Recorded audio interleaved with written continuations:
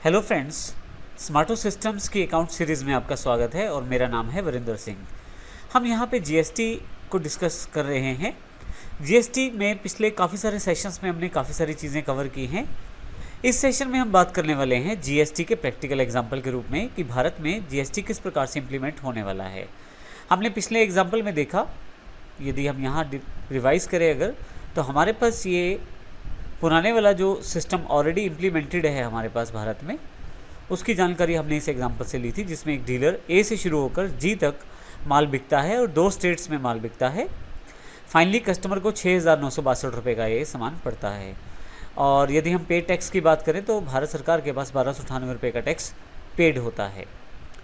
आइए यदि इसी वस्तु को हम जीएसटी के साथ देखें तो किस प्रकार से इसको इम्प्लीमेंट किया जाएगा, उसकी जानकारी हम नीचे वाले एग्जाम्पल से ले सकते हैं।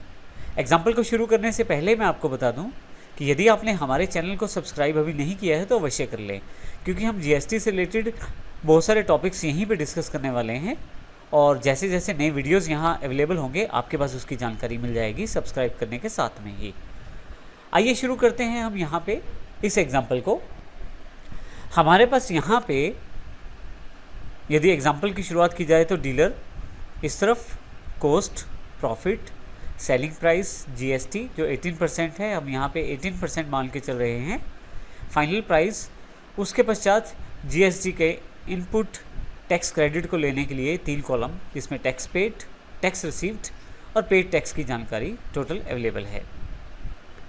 आइए देखते हैं इसमें किस प्रकार से हम जीएसटी को समझने के लिए शुरुआत करेंगे। सबसे पहले बात करते हैं, हरियाणा में एक डीलर है ए और ये 1,000 रुपये की जो कॉस्ट की वस्तु है उसमें 20% अपना मार्जिन जोड़ता है और 1,200 रुपये का इसका सेलिंग प्राइस रखता है। यदि हम इसके जीएसटी कैलकुलेशन की बात करें तो जीएसटी जो कैलकुलेशन है हमारे पास यहाँ पे इस 1,200 के ऊपर 18% हमने चार्ज किया है और जो कि हमारे पास यहाँ पे 216 रुपये के रूप में उपलब्ध है। फाइनल प्राइस जो इस कैलकुलेशन में आता है 1,416 रुपये इस प्रोडक्ट का। अगर यहाँ देखें तो हमने यहाँ पे जीएसटी, जब यह ए डीलर बी को माल बेचेगा तो 216 रुपये ये बी से ले लेगा, तो इसकी जो टैक्स लायबिलिटी बनती है वो 216 रुपये बनती है। इसको इनपुट टैक्स क्रेडिट नहीं मिलेगा क्योंकि इसने कहीं भी टैक्स अभी तक पे नहीं किया है। अब यहाँ से यदि आप ध्यान दें तो 1,416 रुपये फाइनल प्राइस है, लेकिन जब बी को माल मिला है तो उसकी कॉस्टिंग एग्जैक्टली 1,200 रुपये है। इसका कारण ये है कि ये जो 216 रुपये बी ने ए को पे किए हैं वो टैक्स के रूप में है और ये 216 रुपये का इनपुट टैक्स क्रेडिट इसको जब ये माल बिकेगा तब मिल जाएगा। इस कारण से जो बी की कॉस्टिंग है वो केवल 1,200 रुपये है। ये सबसे बड़ा डिफरेंस है हमारे एग्जिस्टिंग टैक्सेशन सिस्टम में और जीएसटी में। यदि हम ऊपर की तरफ ध्यान दें तो यहाँ पे जब कोई माल बिकता है, 1,000 रुपये की कॉस्टिंग का माल जब 1,200 रुपये की सेलिंग प्राइस पे आता है प्रॉफिट जोड़ के और 144 रुपये जब टैक्स लगता है, तो बी की जो कॉस्टिंग बैठती है वो 1,344 रुपये बैठती है, 1,200 नहीं बैठती। उसका कारण ये है कि हम यहाँ पे फाइनल प्राइस जो हमारा सेलिंग प्राइस रहता है फाइनली उसको एज अ कॉस्टिंग लेके चलते हैं।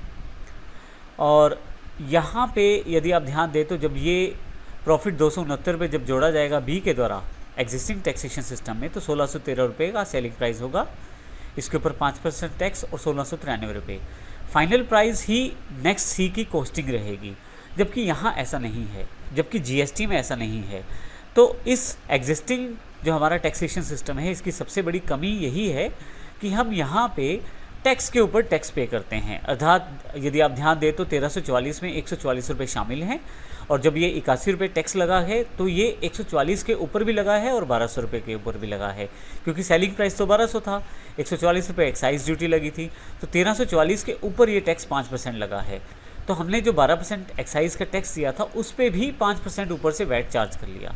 इसी तरह से जब ये माल हरियाणा में सी डीलर के पास जाता है 1,693 रुपये, जिसमें वैट और एक्साइज दोनों शामिल रहते हैं, जब उस पर टैक्स कैलकुलेट करते हैं तो 102 रुपये जो टैक्स कैलकुलेट होता है वो 1,693 रुपये पे होता है, जिसमें वैट और एक्साइज दोनों शामिल है।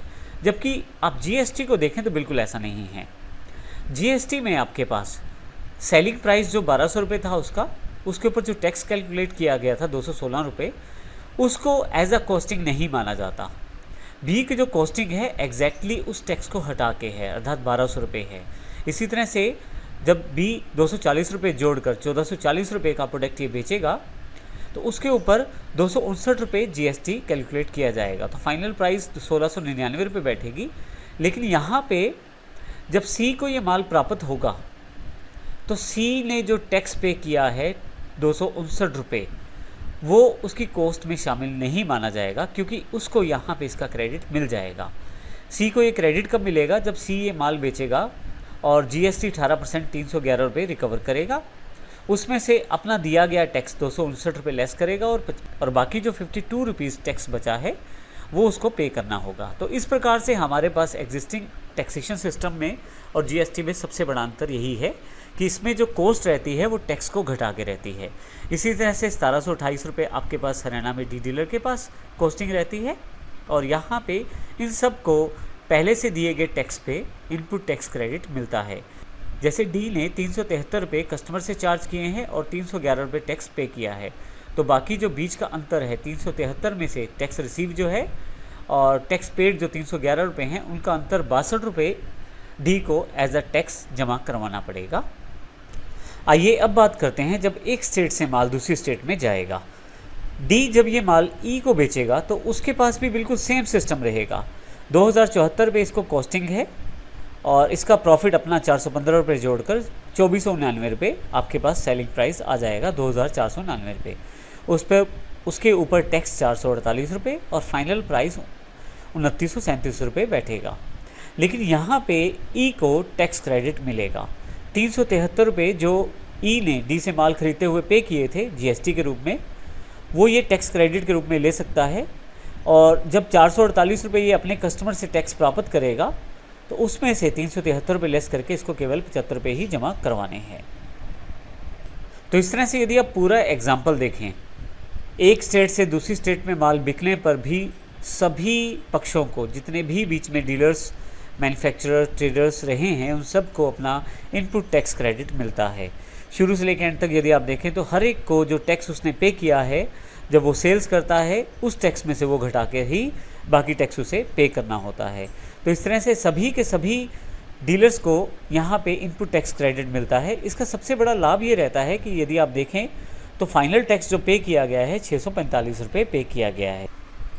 और यदि आप कस्टमर की बात करें तो आप कस्टमर को जो रेट चार्ज होगा वो 4229 रुपये होगा, जबकि ऊपर की तरफ हम देखें तो हमारे पास ये जो रेट है 6962 रुपये है। क्योंकि ऊपर वाले सिस्टम में सबसे बड़ी कमी यही रही है कि हम टैक्स के ऊपर भी टैक्स लगाते रहे हैं, जबकि GST में ऐसा बिल्कुल नहीं है। और सबसे अच्छी बात है कि एक ही दर पर ये पूरा का पूरा टैक्स इम्प्लीमेंटेड रहता है। हमने ये जो एग्जाम्पल तैयार किया है ये GST के रूप में है, हालांकि आप इसको according to requirement IGST, CGST और SGST के रूप में डिवाइड करके अपना इनपुट टैक्स क्रेडिट प्राप्त कर सकते हैं। तो इस प्रकार हमने देखा इस वीडियो में कि किस प्रकार GST का सबसे बड़ा बेनिफिट टैक्सेशन सिस्टम में क्या होने वाला है और एक किस प्रकार से पिछले टैक्स सिस्टम से बिल्कुल डिफरेंट है, और कस्टमर के लिए भी बेनिफिशियल है और डीलर के लिए भी ये बेनिफिशियल है। तो इस तरह के बहुत सारे प्रैक्टिकल एग्जाम्पल हमारे इस चैनल पे आने वाले हैं। यदि आपने अभी तक सब्सक्राइब नहीं किया है तो अवश्य सब्सक्राइब कर लें, ताकि आपको हमारे सभी वीडियोस की जानकारी यहाँ पे मिलती रहे। और यदि आपको ये वीडियो अच्छा लगा है तो आप इसे शेयर और लाइक ज़रूर करें। धन्यवाद।